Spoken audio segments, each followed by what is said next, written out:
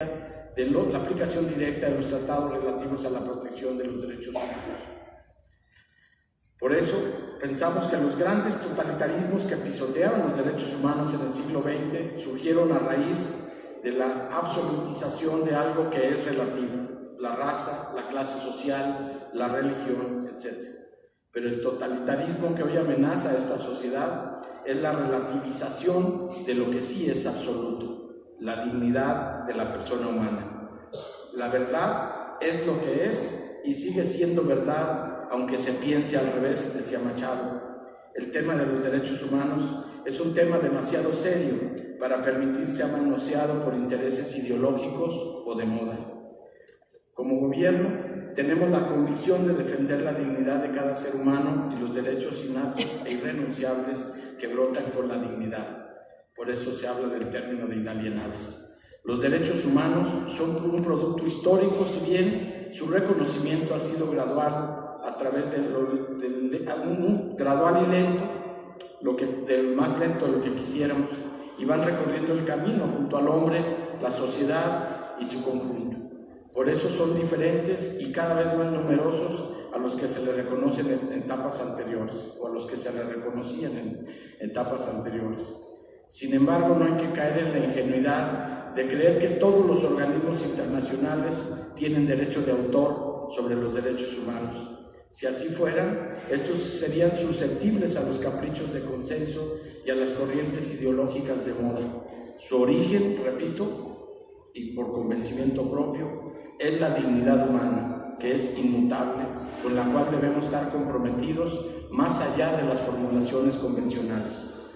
Afirma nuestra autora amiga que cumplir con los tratados internacionales en materia de derechos humanos no es una opción, sino una obligación, y por lo tanto no deben estar limitados por una visión anticuada de la soberanía y defensa a ultranza del derecho interno.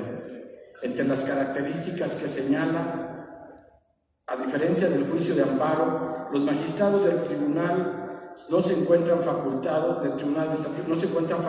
para ordenar la destitución de algún servidor público. Resulta inexplicable que el Tribunal Federal de Justicia Fiscal y Administrativa, cuando su creación, no se le haya otorgado la facultad de destituir a servidores públicos por el incumplimiento de las sentencias y los tribunales de amparo estén facultados para ello. A más de medio siglo, resumimos, a más de medio siglo del surgimiento del Sistema Interamericano de Derechos Humanos, continúa vigente el reto de superar el tortuoso desafío del cabal cumplimiento al respeto de los derechos humanos. Los mexicanos debemos asociar la integridad con la prudencia, sin oscilar cíclicamente entre la hipocresía que finge defenderlos o el cinismo que desprecia y la ingenuidad de quien cree solamente en los organismos internacionales. A nombre del Gobierno del Estado, en el que me honro pertenecer, reiteramos en la vigencia de la presentación de este libro ese respeto irrestricto a que todas las políticas públicas y el actuar diario de nuestros organismos, ya sea en el Instituto de la Mujer, que nos acompaña aquí, su directora, en cualquiera de los organismos, en la cultura, que está aquí también nuestra anfitriona, seamos verdaderamente respetuosos de este precepto, repito, por respeto irrestricto a la dignidad humana. Nuevamente felicidades por el libro, doctora, y felicidades a los que nos hacen el favor de acompañar en este ejercicio.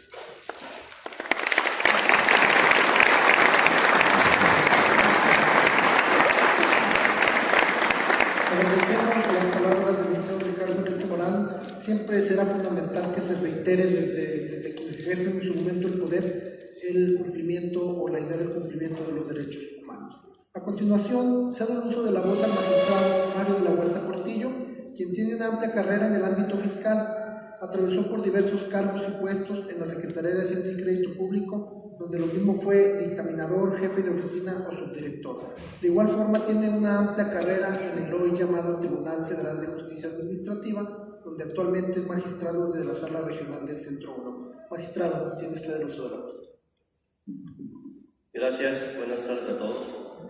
Me angustian las presentaciones, porque les digo que siempre lo único que reflejan es que ya tengo la edad un poquito elevada. aunque no lo parezca, aunque no lo parece. Y precisamente ahorita comentando con algunas personas me decían que si daba yo clases todavía, les digo que ya me he superado a los jóvenes y eso me gusta. Y alguien que se encuentra dentro de ellas es la doctora Marta Dávila. ¿Sí? Creo que va a ser mi maestra próximamente o no sé, si me toca ahora, muchos de los que han sido mis alumnos van a ser mis profesores y me da mucho gusto. ¿Sí? Bueno, ya entrando en materia, esta es una obra que creo que es el reflejo de un gran esfuerzo por parte de Marta, y para ello pues basta ver la cantidad de fuentes. Yo cuando veo un libro, lo primero que hago es ver la bibliografía consultada, y créanme que son 600 y tantas fuentes las que se consultaron, y eso habla de un gran trabajo de investigación, y bueno, también habla de un gran libro en tamaño y en contenido. Y en ese contenido creo que el primer punto que hay que resaltar del libro es que no es un libro acabado. Falta la cuarta transformación. Y no es por hablar mal de nadie. Lo que pasa es que si estamos hablando del derecho a un recurso efectivo como medio de un mecanismo de control de la Administración Pública Federal, creo que es precisamente en donde estamos ahorita inmersos.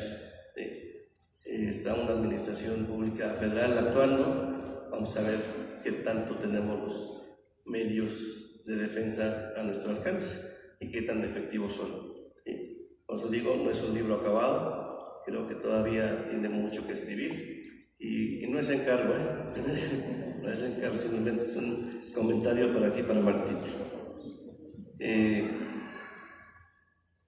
Otro comentario que quiero hacer es, y es un poquito la obligación que tiene México, si estamos hablando de tratados internacionales en materia de derechos humanos. Cuando se firma un tratado, México como país firmante adquiere la obligación de modificar su regulación interna para hacerla adecuada a estos tratados.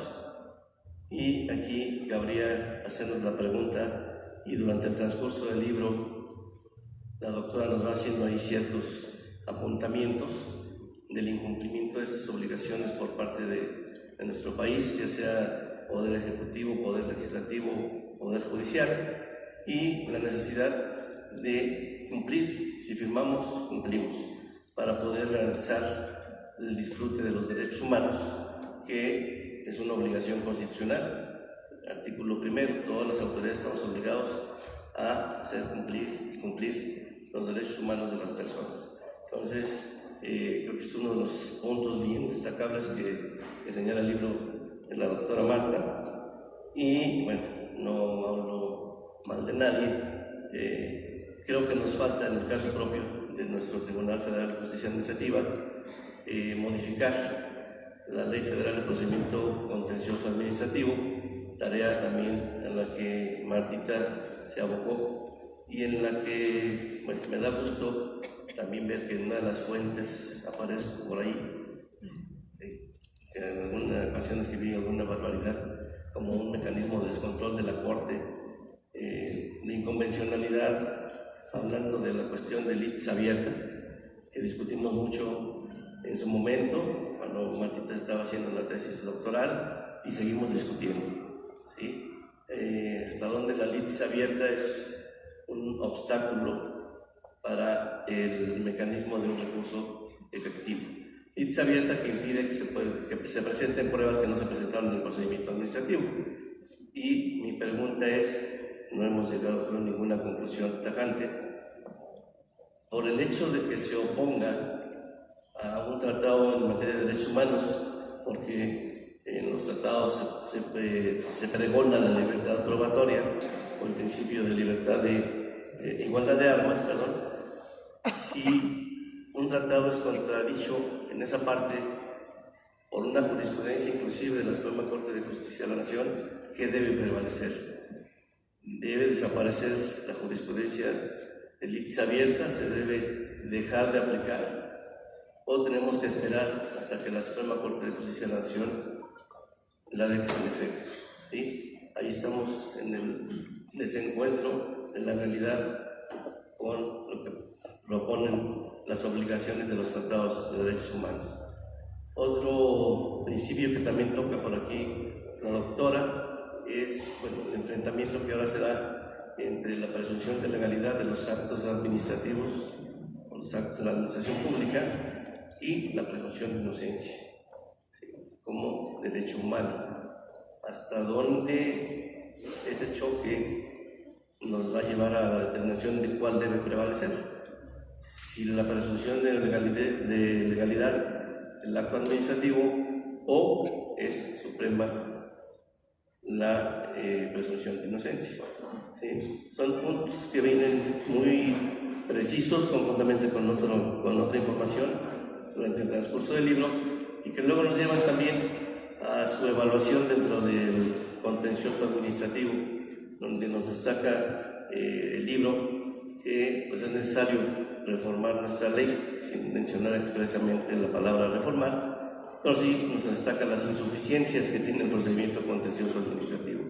Entonces, creo que nada más les faltó hacer la propuesta concreta, Martita, de refórmense los artículos X y X y X. Creo que será la siguiente parte del libro, porque realmente creo que a través de un análisis, primero, de ubicación de los derechos humanos en todo el panorama de los mecanismos de control de derechos humanos, su aterrizaje en el derecho mexicano y posteriormente, concretamente en el contencioso administrativo, nos deja ver, insisto, muchas carencias todavía en nuestro procedimiento contencioso, en donde además creo que es una crítica al propio tribunal, no nos atrevemos a hacer un control de convencionalidad todavía, como que a muchos, voy a decir nos da, pero creo que Martita y yo compartimos mucho de la rebeldía contra eso, ¿no? Se han quedado proyectos por ahí atorados con una propuesta y no pasan a la hora de la hora, pero el ensayo se hace y seguirá haciéndolo, creo, Martita. La felicito de veras enormemente. A mí me toca oírla, a veces pararla, porque sí, a veces pararla es impetuosa, Martita, hablando de estos temas de derechos humanos. Y bueno, también creo que eso a mí me ha causado, me ha traído un gran conocimiento, un trabajo diario con ella y el poder tener un intercambio de ideas, y por eso sé que este libro está inacabado. Sí, sé que es una gran aportación, una excelente y enorme aportación a todo el sistema de derechos humanos. Para los que son estudiantes van a aprender con una facilidad de lectura todo lo que es el sistema interamericano y el sistema mundial de protección de los derechos humanos. Van a aprender qué significa el firmar un tratado de derechos humanos, qué implica como obligaciones del Estado firmante, y van a ver prácticamente muchas de las situaciones que hacen falta en México para poder cumplir con estas obligaciones. Creo que es un manual de estudio para los estudiantes, es un material de consulta para los que tenemos que estudiar para alguna maestría, para alguna licenciatura, y es un gran material también para quienes tratamos de aplicar los tratados de derechos humanos ya en casos concretos, porque nos ofrece muchos datos de todo lo que implica la existencia de un recurso efectivo como medio de control de la Administración Pública Federal. Felicidades, Martita. Seguiremos platicando y discutiendo, creo, todos los días. Y bueno, creo que este es un excelente material, insisto, ya está esperando la segunda edición. Felicidades.